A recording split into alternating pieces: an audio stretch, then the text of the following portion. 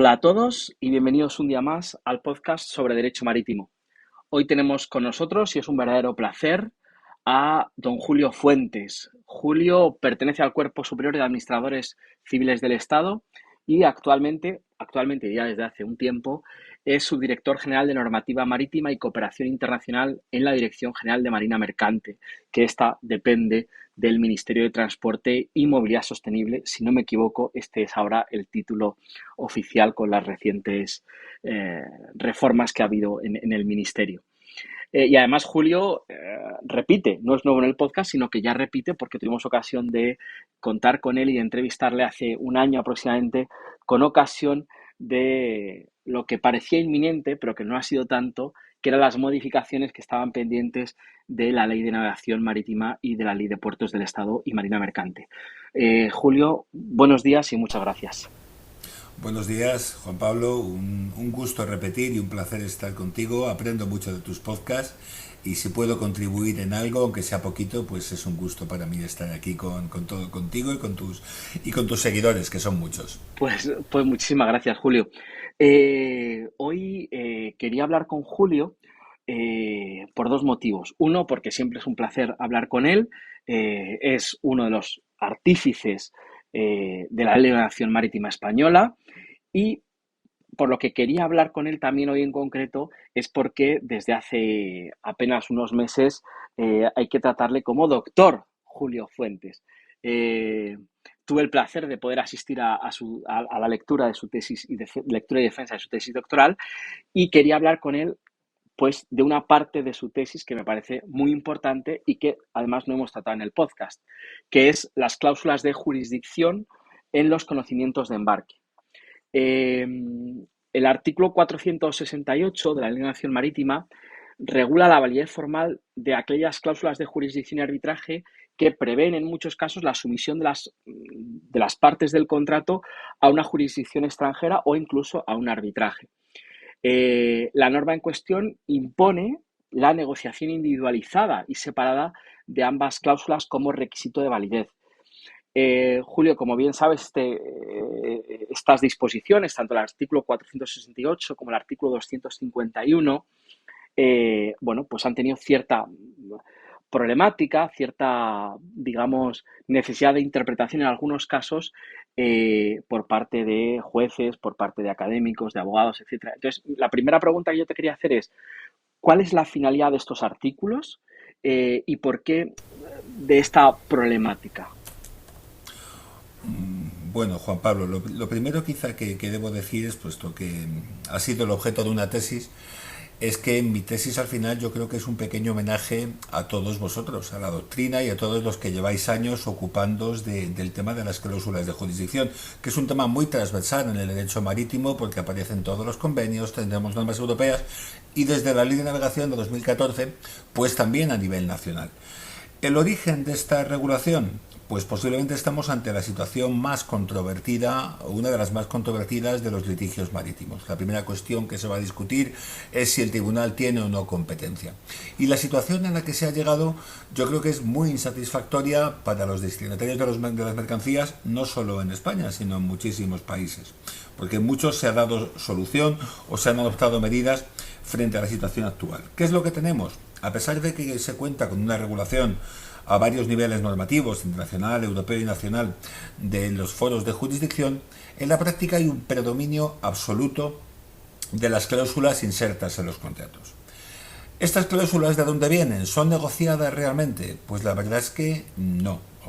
Son las cláusulas que están predispuestas en los formularios que elaboran principalmente los armadores a través de sus asociaciones internacionales. Y estas cláusulas, de manera irremediable, pues favorecen a los armadores, que tienen la ventaja así de centralizar todas aquellas reclamaciones que puedan recibir. ¿Qué va a suponer esto en la práctica? Pues que el destinatario de unas mercancías se va a encontrar, cuando quiera reclamar por posibles daños, que no puede reclamar ante los tribunales de su país, sino que tiene que ir a otros, predominantemente a Londres, pero no es el único, puede ir a Singapur, puede ir a Nueva York, puede acabar litigando en otros foros, lo cual requiere que esos daños sean de una cuantía muy elevada, podemos hablar de 500.000 o 600.000 euros, para que le sea rentable reclamar. ¿Y qué es lo que sucede? Pues que no todas las reclamaciones alcanzan esa cuantía y no todas se alcanza una compensación.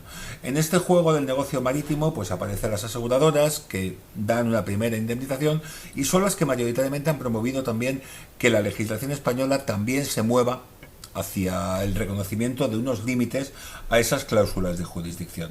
De hecho, cuando se aprobó la ley de navegación marítima, como han explicado diversos autores, había una conciencia de que algo había que hacer, que estábamos ante una situación muy injusta. Y fue lo que hicieron esos dos preceptos, regular esas situaciones y, y dar una solución. ¿Cómo lo hicieron? Primero, estableciendo un requisito de constancia escrita y negociación individual y separada de esas cláusulas de jurisdicción y de arbitraje que remitían a tribunales o árbitros extranjeros. Y luego, el ámbito quizá más sutil, el del artículo 251. ¿Qué ocurre? Que ese contrato principal entre el portador y el cargador generalmente no se queda ahí en el ámbito marítimo. Se emite un conocimiento de embarque y esas mercancías van a ser objeto de transmisiones sucesivas. ¿Qué ocurre con esos terceros adquirentes y el destinatario final? Que están sujetos a una cláusula de jurisdicción que no conocieron y que en muchos casos no conocen, porque si es tráfico de un transporte no regular o tramp, posiblemente la cláusula solo está en la póliza de fletamiento inicial, pero no ha sido incluida en los conocimientos de embarque que posteriormente se emiten. ¿Qué hace el artículo 251? Pues pone un límite a esa subrogación en los derechos y obligaciones del cargador para el adquirente del conocimiento. Y dice que se subroga en todo, pero no en la cláusula de jurisdicción si no se sujeta a los requisitos del artículo 468. Es decir, si no ha sido negociada individual y separadamente. Y ese es el contenido principal de estos preceptos. Reaccionar frente a una situación que era muy insatisfactoria. Ujú. Y Julio, ¿cuál podríamos decir que es la eficacia en el contexto europeo? En este caso, en Europa tenemos el llamado Reglamento de Bruselas 1 bis o 1 refundido, recap, etcétera, ¿no? Que de alguna manera regula también la jurisdicción ante tribunales extranjeros. El artículo 25 en concreto ha sido muy discutido sobre la base de lo que estamos hablando y mi pregunta es, ¿cuál es la eficacia de estas cláusulas y del contenido de la ley respecto del artículo 25 del reglamento comunitario? La verdad es que para poner solución a esta problemática que comentábamos, tenemos el peor de los escenarios normativos posibles.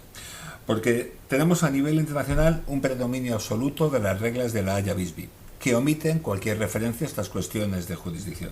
Y es entonces donde entra el siguiente escalón para los países miembros de la Unión Europea, como es España, que es el derecho de la Unión Europea, que a raíz del ingreso del Reino Unido empezó a reconocer las cláusulas de jurisdicción no solo escritas, sino también lo que se llama presuntas. Entonces tenemos un ámbito normativo de la Unión Europea que no lo cubre todo, porque cubre únicamente los litigios que son internacionales cuando remiten a un tribunal de un Estado miembro. Por tanto, no cuando remite a un tribunal de un tercer Estado, como es hoy Reino Unido, ni tampoco en los procesos meramente internos o cuestiones de competencia dentro de cada uno de los Estados miembros. Y para ese espacio nos encontramos, como decía, con dos casos, que reconoce la validez de las cláusulas de jurisdicción cuando constan por escrito, pero también cuando se acomodan a unos usos del comercio que las partes debieran conocer y que son además regularmente observados por las partes en un ámbito o sector específico. Y es en lo que se hacen valer esas cláusulas de jurisdicción para señalar, esto es un consentimiento presunto, esto es que operamos así, están los formularios y usted lo debiera conocer. Yo en la preparación de la tesis analicé cuestionarios, o formularios mejor dicho, y hay algunos que eran ilegibles. La letra era de un tamaño que, bueno, hay que tener la visión de un mozalbete para poder ver aquello, porque si no, no había manera de interpretarlo. Bueno, pues esta normativa europea ha tenido un impacto muy importante. Primero, fue asumida por el Tribunal de Justicia de la Unión Europea y con ello por la jurisprudencia del conjunto de los Estados miembros. Y con anterioridad a la ley de navegación, pues se admitía toda cláusula de jurisdicción que que remitía a un tercer estado, normalmente para los tribunales ingleses, pero también la jurisprudencia al final se le daba un efecto expansivo hasta que se ha empezado a recortar. Porque la normativa española, como es lógico, tiene que respetar lo que establecen los convenios internacionales y lo que establece la Unión Europea. Tiene un campo residual. Y ahí también entramos en un problema, porque la Unión Europea regula las cláusulas de jurisdicción, nuestros acuerdos de elección de foro, en el contrato principal, pero no cuando hay transmisiones o ese contrato tiene efectos al tercero, en este caso al tercer adquirente del conocimiento de embarque. Y ahí la jurisprudencia de la Unión Europea, que es la que nos vincula en la materia, coincide en señalar, oiga, ¿qué aplicamos en este caso? No es una solución clara ni única todavía y estamos a la espera, como tendremos ocasión de comentar, de una sentencia del Tribunal de Justicia que se espera recientemente sobre nuestra normativa. El Tribunal de Justicia ha remitido el derecho nacional. ¿Cuál es ese derecho nacional? El que establezcan las normas de derecho internacional privado del juez ante el que se plantea el litigio. Junto a esta posición subsiste otra, que es la aplicación directamente, en todo caso, de la ley del Estado del tribunal al que remite la cláusula. Que son posiciones que no nos solucionan el problema principal que queremos resolver, y es otorgar tutela judicial también ante los tribunales españoles cuando los daños se producen en nuestro país. Y en esas situaciones en la que entra nuestra legislación y tenemos el problema planteado. Pero por lo pronto, en el contexto europeo, estamos a unas normas europeas que claramente en el contrato principal nos obligan a reconocer la cláusula, pero que no hemos terminado de resolver qué ocurre para ese tercer adquirente. Y es, por tanto, entre Estados miembros tenemos que reconocer nuestra cláusula, cosa que no se ha hecho siempre. Un artículo que tuvo mucho impacto para la regulación que recogió la Ley de Navegación del profesor Ignacio Arroyo recogía sentencias de otros países, por ejemplo Dinamarca en 2007, que negaban la validez de las cláusulas de jurisdicción al Reino Unido, entonces Estado miembro, y reconocía la competencia de los tribunales daneses para conocer un asunto. Con lo cual, pese a que hay ese reconocimiento general, las tensiones existen. Ujú.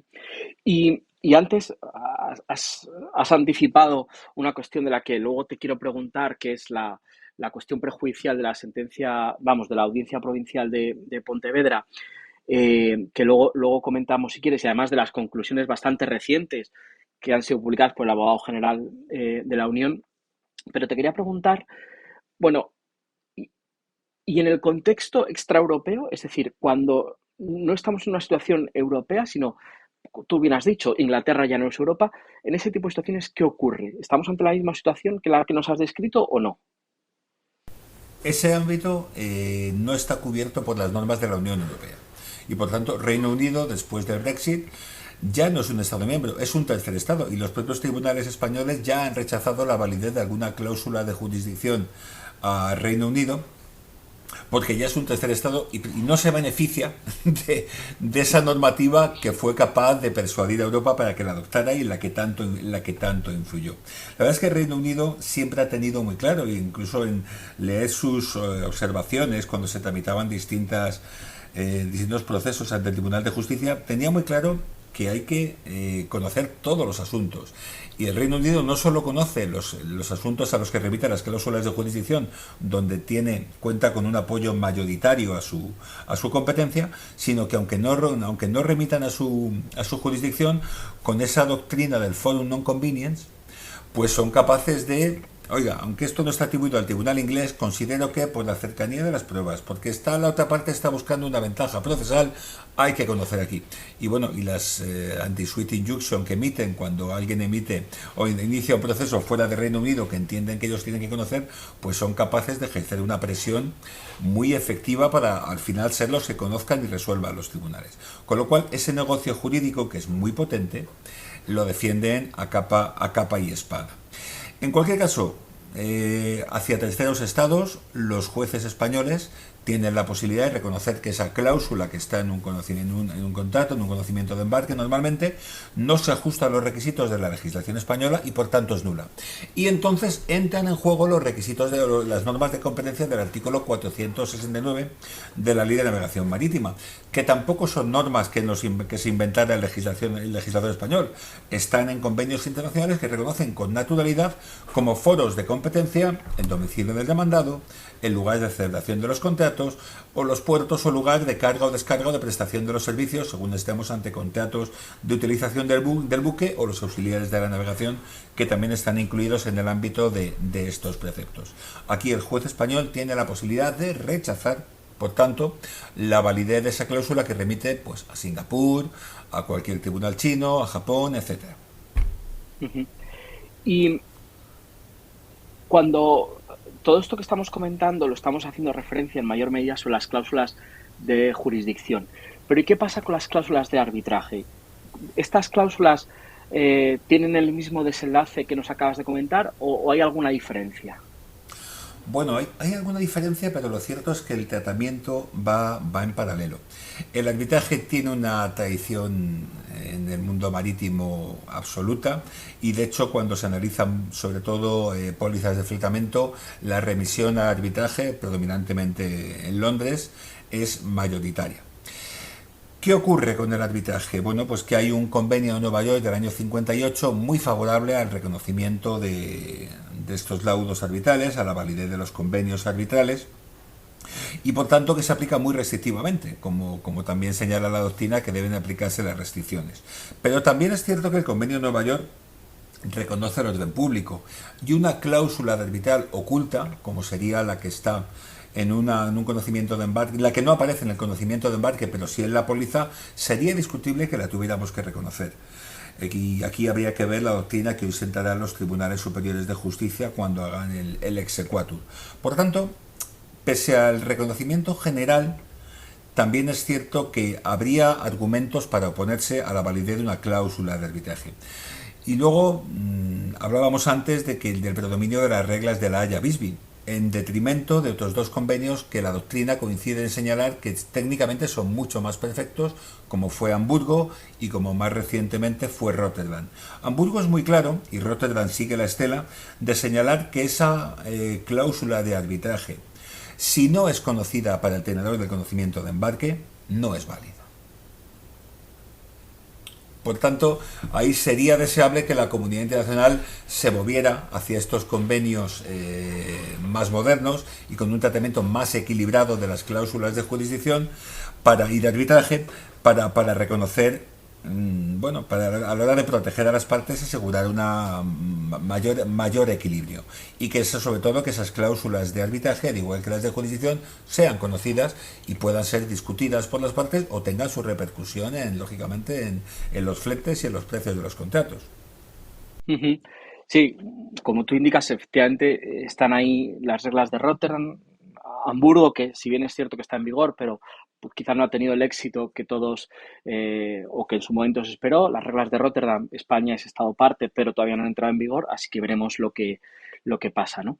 Y ya para ir finalizando, quería preguntarte, por esto que anticipábamos antes, eh, opinión personal, ¿cómo ves tú bueno, pues la cuestión prejudicial que planteó la Audiencia Provincial de Pontevedra, las recientes conclusiones del abogado general? Es decir, ¿cómo has visto toda esta cuestión? Y si nos puedes anticipar, bajo tu punto de vista, aunque esto es hacer ciencia ficción, evidentemente, por dónde puede ir el TJUE cuando dentro de semanas o pocos meses resuelva.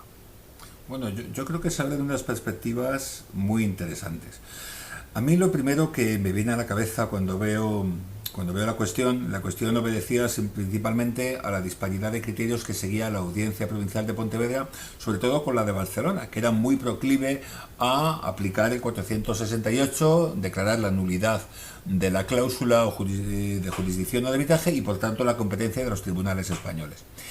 Y aquí y la Audiencia Provincial de Pontevedra plantea la cuestión que a mí lo primero que me refleja es sobre todo está muy reciente también la sentencia de la High Court rechazando la ejecución de la sentencia del Tribunal Supremo Española, respaldada por una sentencia del Tribunal de Justicia de la Unión Europea que ya dijo, oiga, aunque una vez abierto el proceso en España se producen los efectos de la litispendencia y no tenía que haber habido ningún arbitraje ni ningún proceso en otro país, incluido Reino Unido. El juez inglés no tiene ningún miedo a aplicar su derecho, a defender sus intereses y defiende que estamos ante un contrato especial de P&I que escapa a todo y que al final da igual las sentencias que le dicten por ahí, que esto va por donde dice el contrato del asegurador y el club, del asegurado y el club P&I. Y el juez español le da miedo a aplicar su derecho y defender, por tanto, los intereses, en este caso, de los residentes en España, que sujetos a esas cláusulas se ven que no pueden obtener compensación ante los daños que tienen que soportar. ¿Qué perspectiva se nos ofrece ahora? Ya conocemos las conclusiones del abogado general, que yo creo que nos da una de cal y otra de arena. Por un lado, reconoce como criterio de aplicación para determinar la validez de una cláusula en un conocimiento de embarque y sus efectos frente al tercer adquirente, que el juez ante el que se plantea la cuestión aplique la norma que corresponda de acuerdo con su derecho internacional privado. Posición que considera preferible a la otra, que también tenía un gran peso, que era la de la ley del Estado del tribunal al que remite la cláusula. Entonces, eso nos parece que es una buena posición de partida, aunque nos obliga a completar nuestro ordenamiento jurídico, porque, como el profesor Gabaldón, de una manera muy sagaz y muy inteligente, propuso que se incorporara un nuevo apartado al artículo 251 que dijera que la ley aplicable en defecto de cláusula válida sería la del puerto de descarga, que sería una cláusula, yo creo que bastante lógica, coherente con el mundo marítimo moderno y sus inquietudes actuales, y solventaría el problema. La cuestión es que, por otro lado, el abogado general, sin demasiadas explicaciones y de manera un tanto contradictoria, porque reconociendo que el derecho de la Unión Europea no regula ese contrato secundario, el efecto sobre terceros de las cláusulas incluidas en el contrato principal, pues sí aventura que se opone a la regulación de la Unión Europea, en este caso concreto, al artículo 25 del reglamento Bruselas bis, una previsión nacional que declare la nulidad de la cláusula no negociada separada individualmente. Y ello a pesar de que nuestro precepto reconoce la validez del derecho comunitario y por tanto respeta ese ámbito. Dice que no sería válido. Se lo despacha de una manera, yo creo que excesivamente rápida y sin atender muchas cuestiones. Hay que esperar a la decisión del tribunal y valorar qué criterio seguir. Yo no quiero dejar de mencionar la postura que defendió un profesor amigo común, como es el profesor Manuel Alba, que se manifestó a favor de la aplicación en estos casos de la ley del foro para valorar una cuestión procesal como son las cláusulas de jurisdicción. Y creo que también debería tener su peso para que un tribunal valore con su derecho la validez de la cláusula. Habría más argumentos. Creo que fue la profesora Marta Requejo la que aludió al artículo 10.2 del reglamento Roma 1, en el cual no están incluidos los conocimientos de embarque, pero sí señala que cuando regula el consentimiento, permite que el consentimiento se regule por la ley de residencia de una de las partes cuando su consentimiento no sea claro, que es lo que sucede, o no sea expresado de manera inequívoca, como sucede con estas cláusulas de jurisdicción muchas veces ocultas y desde luego nunca negociadas.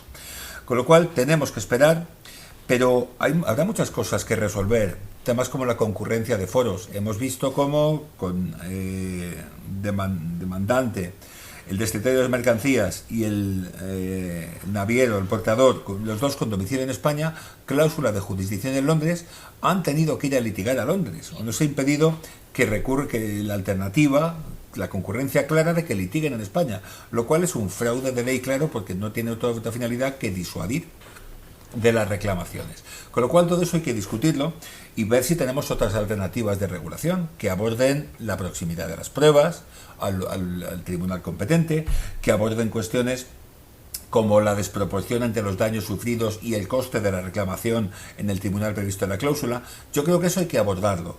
Y bueno, hace poco además compartimos el foro, el Juan Pablo, estuvimos juntos en el taller de la Comisión Europea sobre el Convenio de Pekín. Tuvimos ocasión de decir, oiga, hemos asumido muchas reglas generales y asumidas a veces con la influencia británica y que a lo mejor no nos funcionan demasiado bien a nivel de los demás Estados miembros, que no tenemos esa posición de Reino Unido y podemos jugar de manera más limpia y más clara entre nosotros.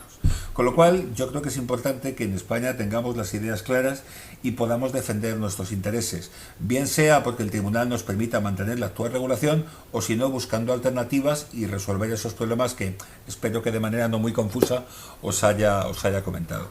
Y Ujú. esto sería todo, Juan Pablo.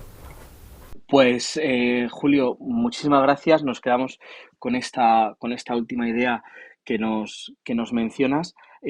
Agradecerte nuevamente el que te hayas pasado por el podcast y porque bueno, siempre es una maravilla poder escucharte y más aún en este tema que tan bien conoces como es el de cláusulas de jurisdicción, el de lo que es todo el tema de la competencia judicial internacional. Y nada, muchas gracias, Julio, A de ti, Juan verdad, Pablo. de todo Muchas corazón. gracias. Y nada, y a los oyentes, espero que os haya parecido muy interesante este tema. Muchas gracias por vuestra escucha y nos vemos, nos escuchamos en el próximo episodio sobre el podcast de Derecho Marítimo.